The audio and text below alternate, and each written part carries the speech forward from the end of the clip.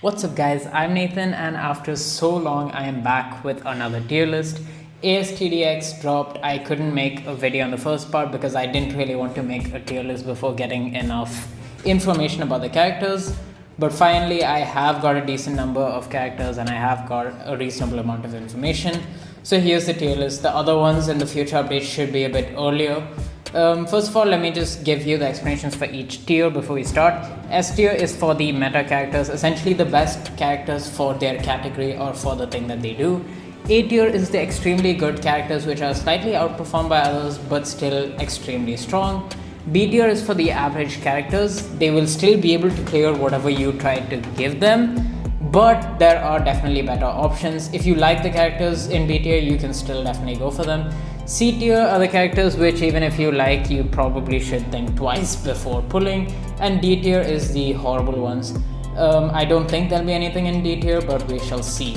Starting off with Freedom. Freedom will go into either low A tier or B tier. For now, I'll keep her in low A tier. She has fairly good DPS, pretty good range, good AoE, a fairly decent sized circle. She only has 3 placements, I'm pretty sure, which is a bit unfortunate, but since she does attack air, that gives her a little bit additional value. I personally would not pull for Freedom. The second character on our list is Gojo. Gojo is going to be on the higher end of A tier. He has his uses because the only character which essentially rivals Gojo in terms of the time stop is S-Death, and S-Death's time stop makes the characters immune to stun afterwards. With Gojo, you can kind of cycle time stop if you can get the downtime down. The downtime is around 7 seconds. So essentially every 40 seconds you can get off around 12 seconds of time stopping if you do it right, if not a bit more. It's decent, but like over the other supports, I wouldn't really go for him. At the same time, there are cases when he could be useful for time stopping. He's just severely outperformed by S-Death overall in terms of damage and in terms of kind of everything else. But well, he exists and he does have his uses, which is why he's in A tier. Next up we have Zeke. Zeke is going to be in S tier. He has pretty good DPS. He has a very interesting style of AoE, a mortar style. He doesn't attack anything inside of his small circle, but he has a very good range outside of his circle. He puts out good damage. He's a bit on the costly side, and he's got slightly slow SPA. But him being hybrid is really nice. He has a cone AoE which is a bit annoying to use in a way because usually cones are kept at the back of the line, but with him, if you keep it directly at the back of a straight path, he won't be able to hit inside. So it's a bit hard to get a good placement for him, but at the same time, hybrid characters are pretty versatile, which is why I'm giving him value. He's good even without his Evo, without his Ascension. So overall, he just has some value. So he's going to be low S tier. Next up we have Irwin, which is going to be our first like really good support. He's going to come up in S tier. He's able to buff by 40 to 50% depending on the type that you're buffing. And he has summons which do reasonable damage. So yeah, he's pretty useful in that sense. S-Death is going to also be in S tier. Amazing DPS and amazing support. On placement, she's able to freeze now, and her time stop is pretty nice. It's a lot more quality of life than Gojo, because with Gojo you have to get all your 4 Gojos and you have to kind of do everything perfectly. It's quite costly to do, but with S-Death you just get a 6-second time stop. They will be immune to stun afterwards, but then the placement freeze is also really amazing, and the ability should just kind of be used in an emergency. Next up we have Eren, which is pretty interesting because he does not require any kind of evolution. He just does a pretty decent amount of damage without having an ascension. However, he's going to be in B tier. He doesn't really have anything going for him. He becomes the attack titan, and yeah, that's pretty much it. He has a medium-sized circle AoE, pretty good DPS, but he just doesn't have anything special that's going for him.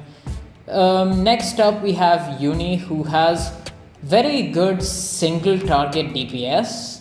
I don't really value single target DPS very much, especially because Uni has very small range as well. But at the same time, she is pretty cheap. So, I mean, she could definitely cook. She's got bleed. Her DPS is pretty close to Kokushibo. It's just that Kokushibo's AoE is massive. So, Uni is here, but I still strongly wouldn't recommend pulling for it. It's good as a boss killer, which is the only reason it's in A tier. Next up, we have Ace, which is a new character. This is definitely not a meta character, but from what I've heard, I have not ascended him yet, but from what I've heard, he does have a stackable burn. Without burn, his DPS is quite mediocre. He's got pretty good range, however, and since his burn is stackable, from what I hear, of course, he can be kind of decent, but his AoE is kind of terrible, which is why I'm tempted to move him below Freerin. I would not go for this character, but he will be able to handle stuff. Next up, we have Blackbeard. Blackbeard is easily going in S tier. He is the only character which is able to slow, and it's not even very expensive to get his slow. Kokushibo, amazing character, insane DPS, insane AoE, bleeds, good ability which further buffs his DPS output. Yep, there's just nothing bad about him. Next up is Deidara. His attacking mechanic is kind of weird. He is a heal unit, but just because of how inconsistently he attacks, I'll be putting him here in B tier. Maybe above Eren because he attacks air, but like, I strongly would not recommend pulling for him.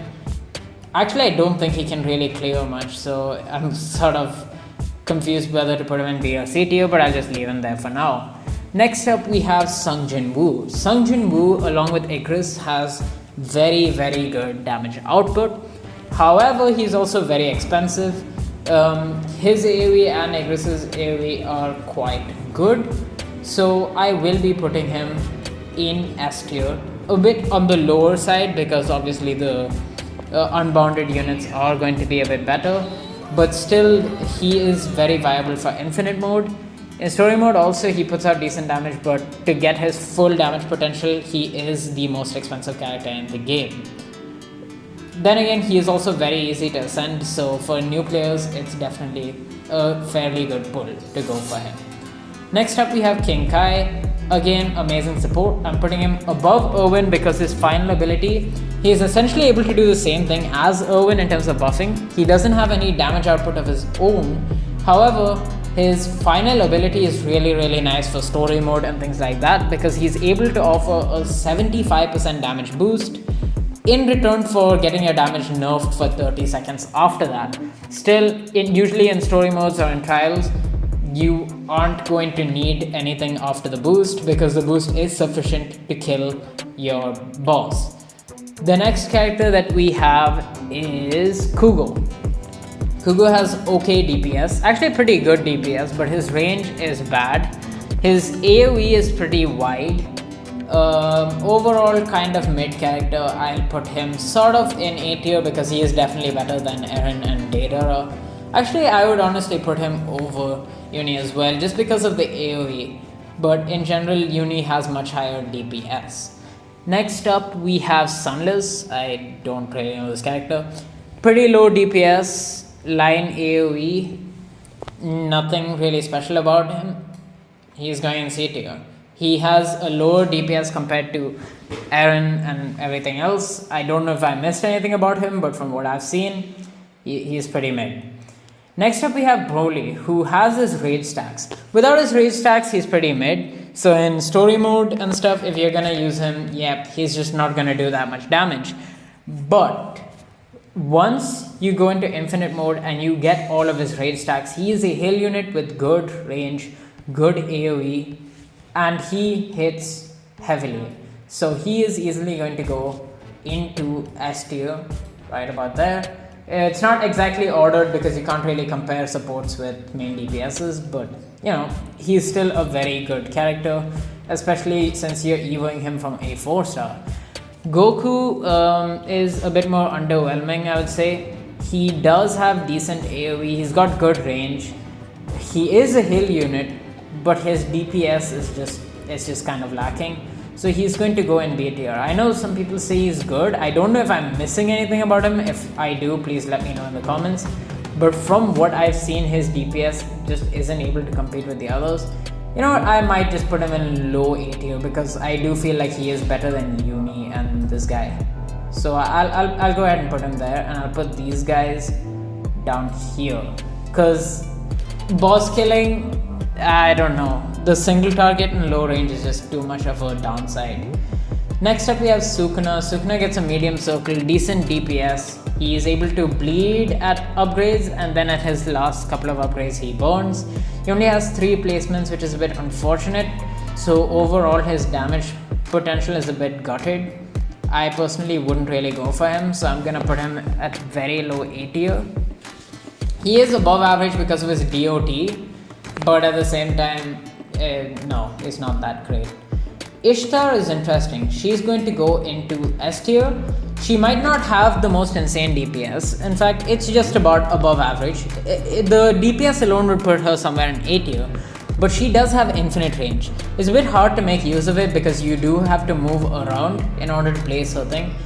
But in story mode and in trial mode, she is extremely helpful because you don't actually have to resell. And for that reason, she is going in S tier because there's just no other character which is able to do that. Aqua, yeah, she's pretty much just a flex unit, so she's obviously just going to be in C tier. There's nothing great about her. She has a small AoE, decent range, low DPS. Yep. She does have 4 placements, so there's that, but there's just nothing amazing about her.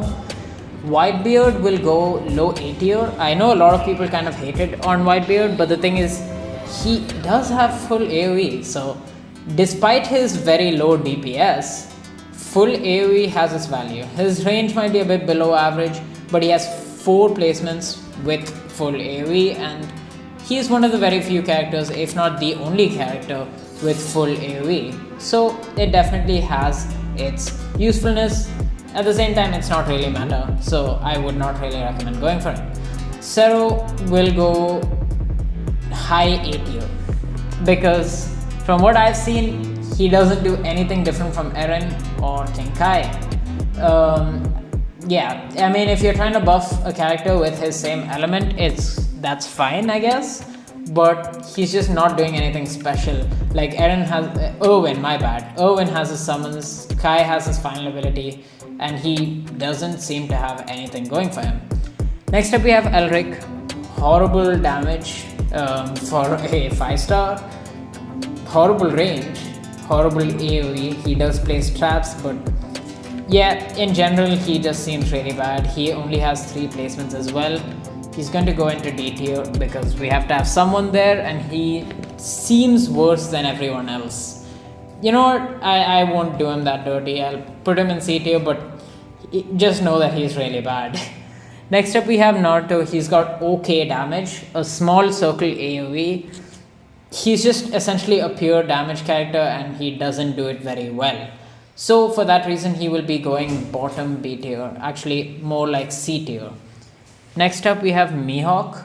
Mihawk has a very bad line AoE. I have no complaints about his DPS, and his range is insanely good, and he hits air, which is nice. But his AoE and the fact that he's a hill unit kind of makes him almost unusable, because as it is, hill units with line AoEs are a bit hard to deal with, and then you're adding the fact that it's so narrow that it might as well be a single target. So I'm gonna put him bottom of B tier. Even though he has good DPS, much better DPS than the rest of these, his AoE is just unusable. Finally, we have Ramen Guy. Ramen Guy, you just can't go without him. He's the money provider. And yeah, that's pretty much it for this tier list. Thank you guys for watching. Make sure to like and subscribe if you haven't already. If there's anything you disagree with, let me know in the comments and I'll make necessary changes. And I'll catch you guys in the next video. See ya.